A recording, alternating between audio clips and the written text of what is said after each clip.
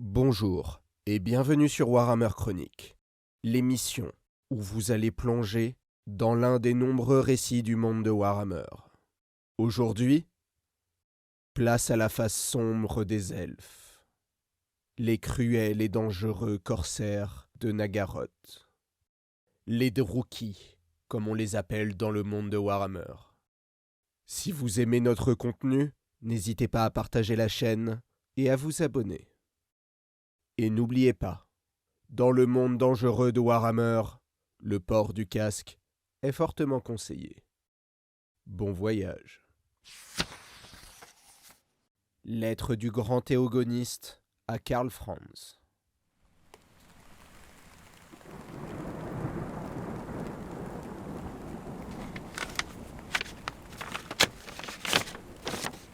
Seigneur, selon vos ordres, j'ai compilé ici toutes les informations que j'ai pu trouver concernant la pratique interdite du culte de Khaine.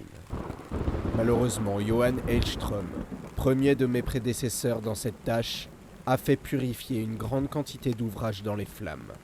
Même si je loue sa diligence et sa ferveur sans borne à éradiquer les sectes malfaisantes, je ne puis m'empêcher de penser que dans notre ignorance, nous n'avons fait qu'arracher le corps d'un parasite dont la tête continue de se frayer un chemin jusqu'à notre cœur.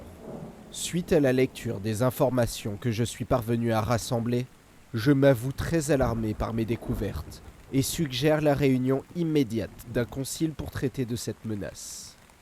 À la différence des cultes du chaos qui prêchent ouvertement aux masses, les adorateurs de Khaine sont bien plus discrets.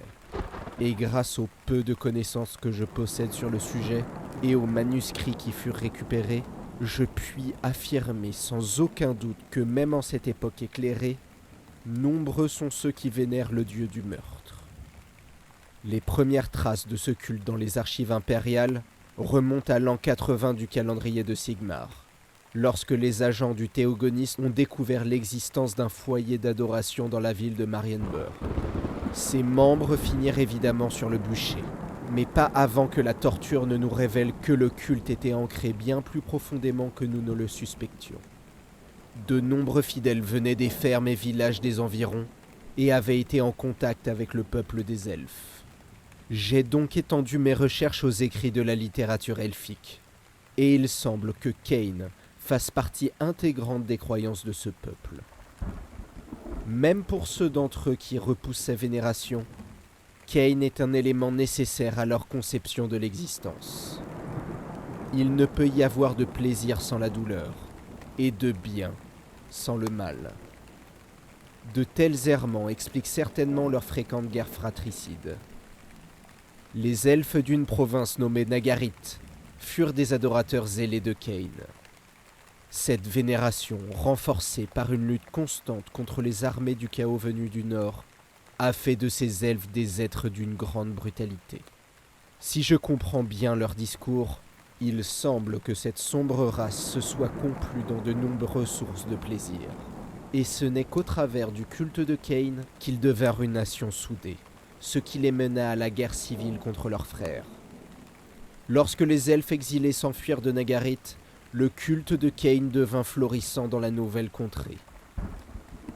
Peu d'autres religions peuvent tolérer les effusions de sang qui accompagnent l'adoration de ce dieu maléfique.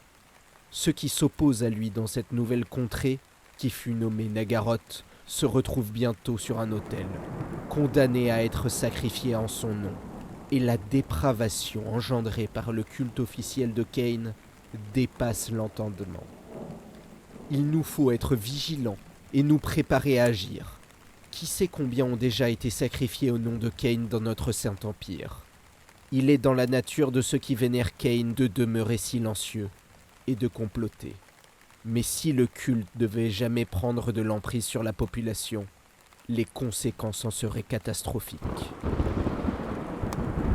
C'est pour ces raisons que je préconise de réunir un concile pour discuter des meilleures solutions contre cette infamie elfique.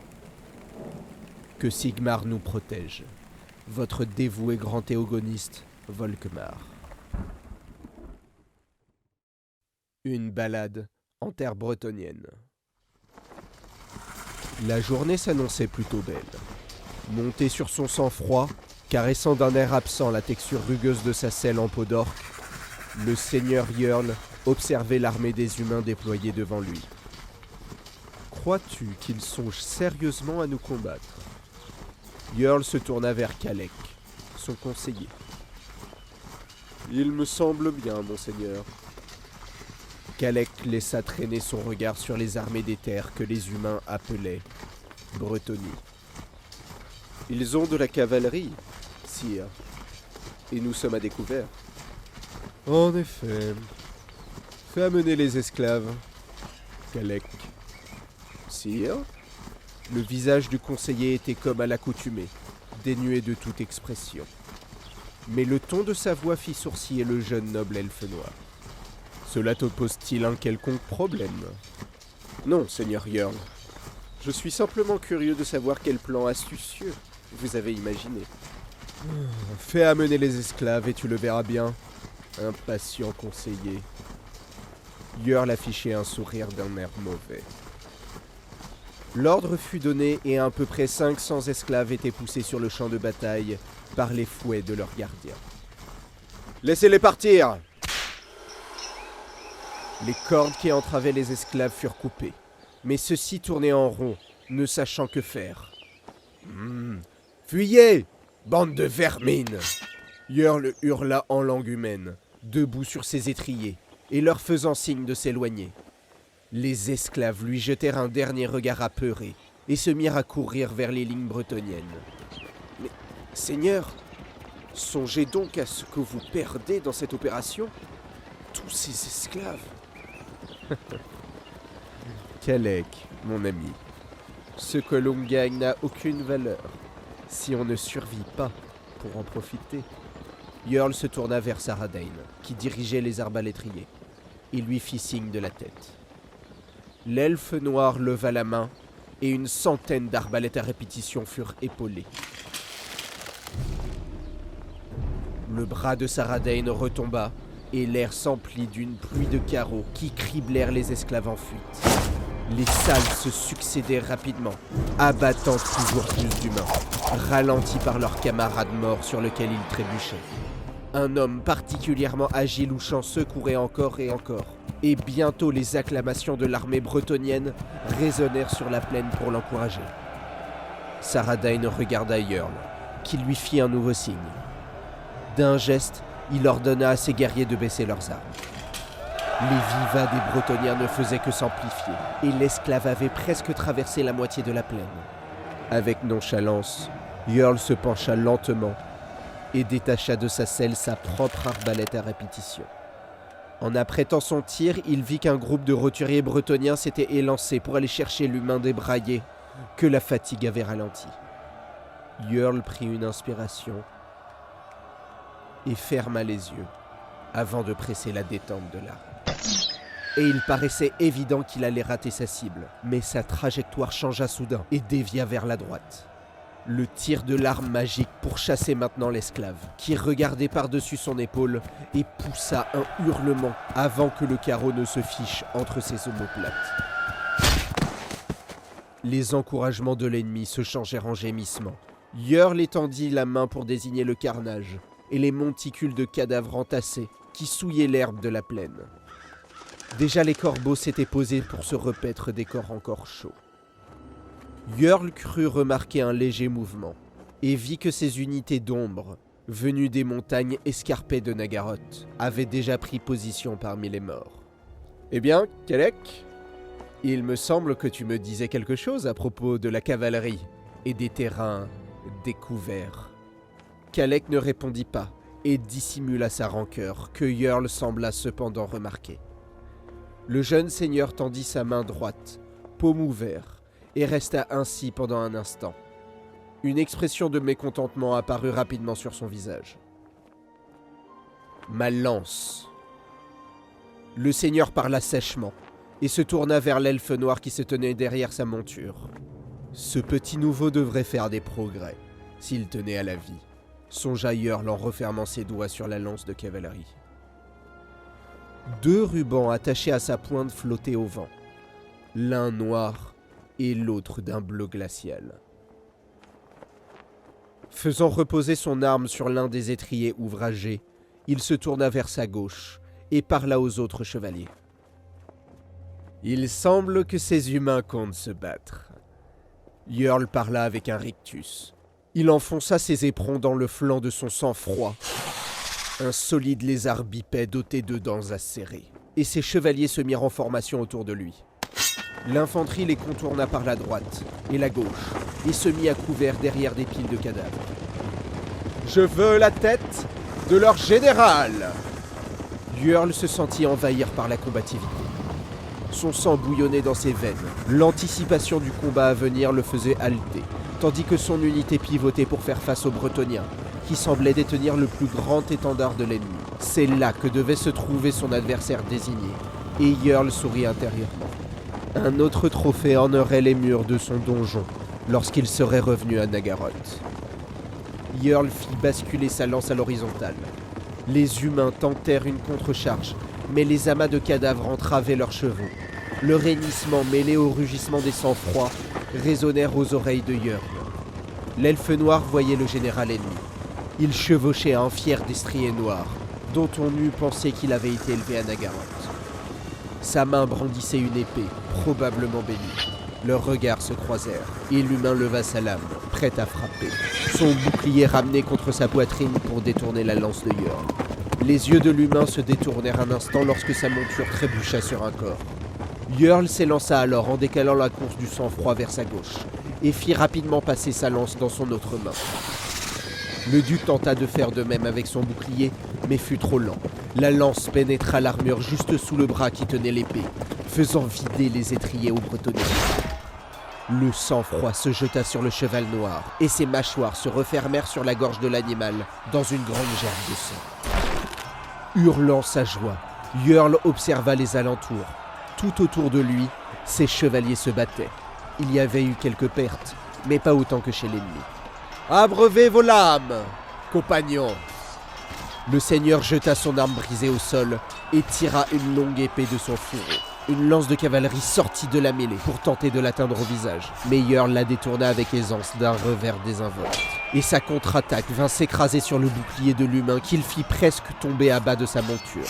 Au travers de sa visière, Jarl voyait la haine brûler dans les yeux de son adversaire et se sentit vivifié. Même s'il nous haïssait, nous seuls savons ce qu'est la véritable haine.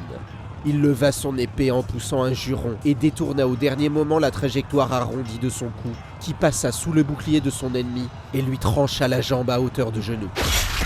Jarl éclata de rire lorsque son adversaire tomba de son cheval dans un grand fracas métallique. Les quelques chevaliers humains encore en vie tentèrent de s'enfuir, mais les reptiles sang-froid les encerclaient et ils furent rapidement massacrés.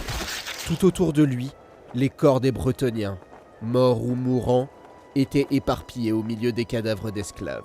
« Ils ont bien mérité cette mort infâme », se dit Jarl, avec mépris. À sa droite, Saradane avait fait encercler les roturiers, dont beaucoup avaient rendu les armes. Protégeant ses yeux de l'éclat du jour, Jarl en vit plusieurs centaines implorer sa pitié. Certains étaient blessés, mais tous craignaient pour leur vie. Jarl était satisfait. Il descendit de son sang-froid et chercha parmi les chevaliers morts le général qu'il avait vaincu. Il avait gagné plus d'esclaves que ceux qu'il avait forcé de tuer. Et en décapitant le corps sans vie du duc bretonien, il sentit la chaleur des rayons du soleil baigner son visage. Une bien belle journée, en effet. Doux baiser de Kain. Le tranchant de la lame traça une ligne écarlate le long de la joue de l'humain captif. Celui-ci se débattait en vain, ses poignets et ses chevilles liés par des rubans de soie noire à l'autel taché de sang. La furie porta la dague à sa bouche, et du bout de sa langue délicate lécha la pointe du couteau. Une minuscule goutte de sang coula lentement des lèvres de la prêtresse sur sa pâle poitrine. Elle renversa sa tête en arrière, et ses deux bras tendus élevèrent la dague de cérémonie incurvée.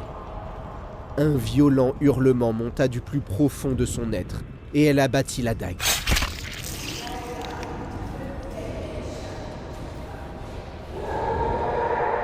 Les hurlements de son captif rejoignirent le cœur.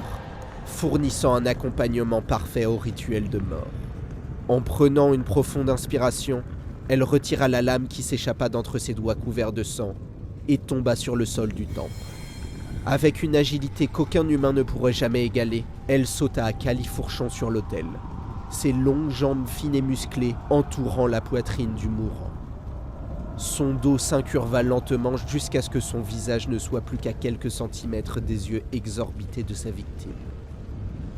Plongeant un instant son regard intense dans les yeux immobiles, elle se pencha encore et frotta sa joue contre celle de l'humain.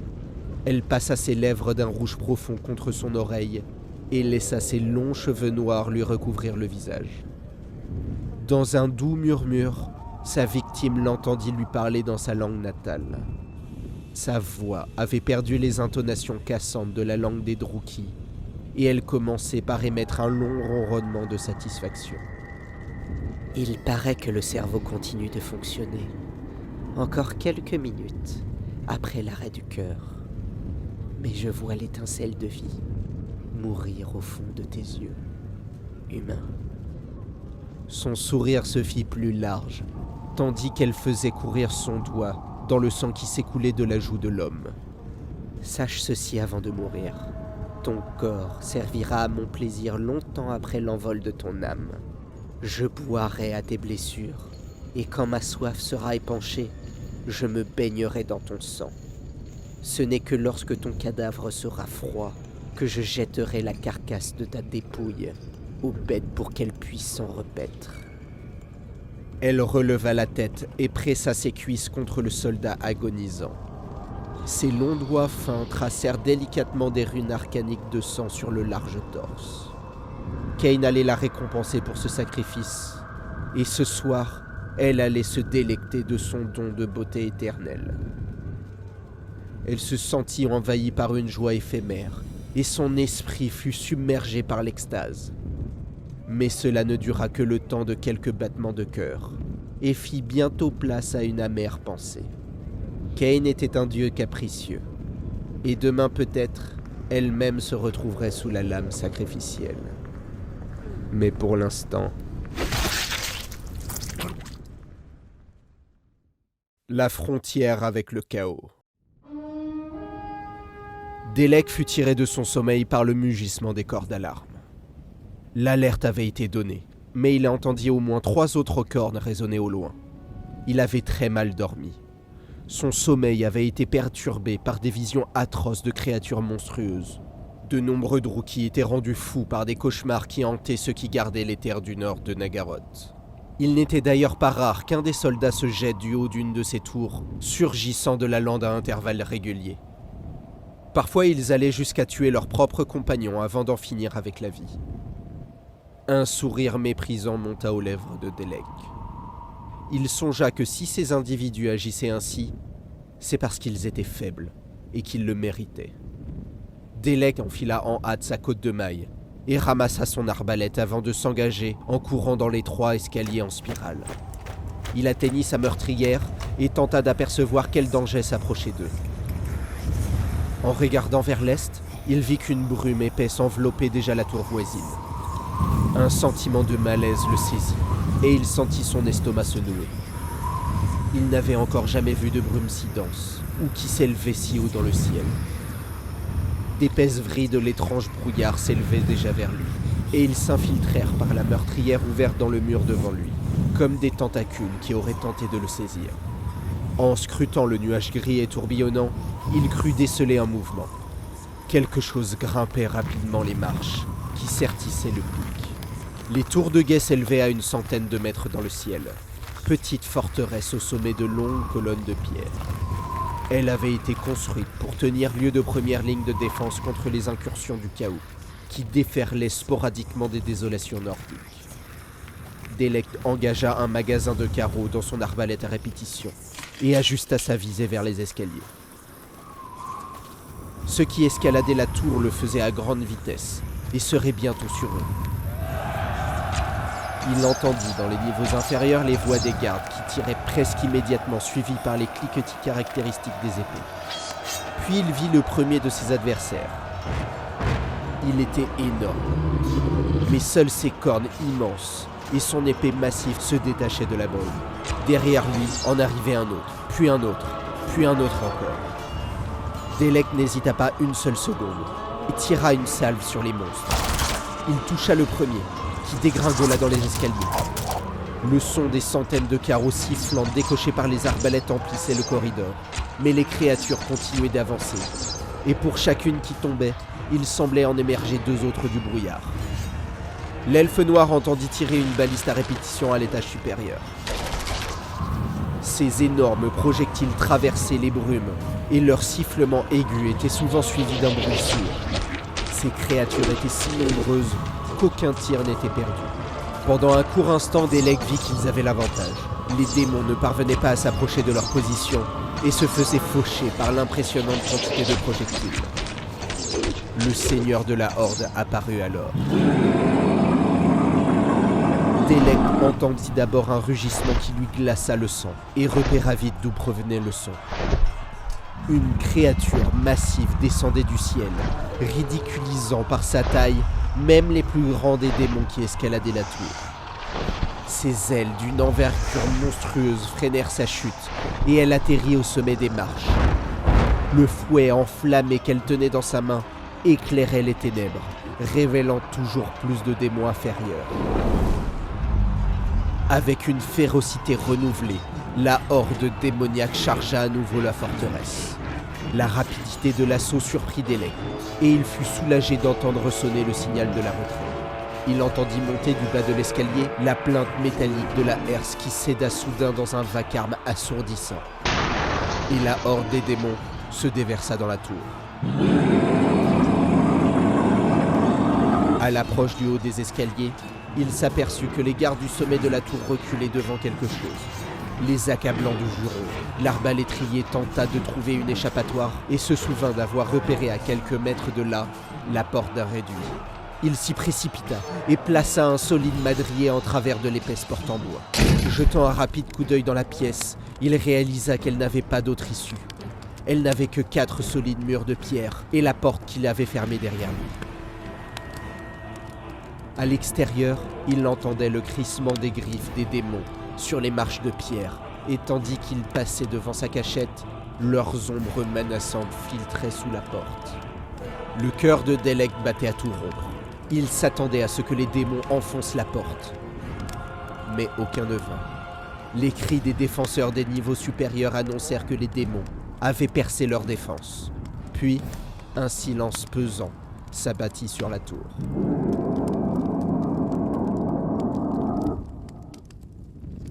Delek était assis dans un des coins de la petite pièce et réfléchissait. Il avait finalement échappé aux démons.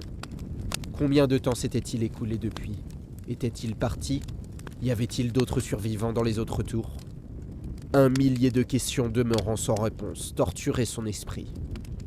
Un mouvement provenant de l'interstice au bas de la porte vint interrompre ses confuses pensées. Et il vit un mince filet de brume s'infiltrer dans la pièce. Elle luisait d'un sombre éclat et projeta sur les murs des ombres terrifiantes. Delek se tapit dans le coin le plus reculé du réduit, prêt à frapper la brume qui avançait toujours plus près de lui et allait finir par noyer totalement la pièce.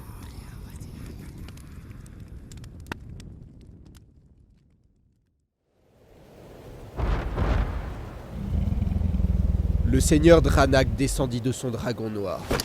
En tant que commandant des troupes stationnées dans les désolations, il était de son devoir d'enquêter sur toute intrusion en territoire elfe noir. Il se tourna pour s'adresser aux gardes qui avaient accouru à sa rencontre.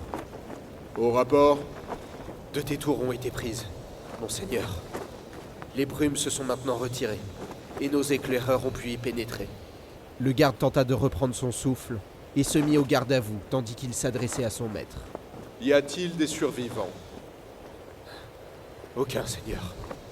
Nous n'avons absolument rien trouvé dans aucune des 2 tours, à l'exception du corps d'un simple soldat qui s'était enfermé à l'intérieur d'une des réserves. Il semble qu'il a préféré mettre fin à ses jours plutôt que de faire face aux démons. Le seigneur elfe noir eut un sourire teinté de mépris. S'il l'a fait, c'est parce qu'il était faible et qu'il le méritait. Qu'on envoie d'autres éclaireurs. Bien. Monseigneur.